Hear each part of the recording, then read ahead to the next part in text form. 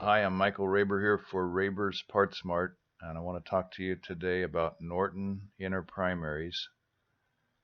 68 to 74, Norton had a felt seal where the main shaft comes through the back of the inner primary, and they were prone to leaking as the seal gets worn and compacted and soaked up with oil. And late in 74, on the Mark II-A, they came along with a Slinger, and we have come up with a way to add the Slinger in along with 2 new plates and replacing your old felt seal. And we spot weld them in place, as you can see in the video.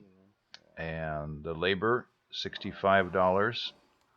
We'll need your old inner primary. We take the plates out, we put in 2 new plates, 1 new felt, and the retrofit Slinger, and send it back to you. At the end of the video, there will be some details as far as the parts required and our address to send it to. And we can turn them around basically the same day. Thank you.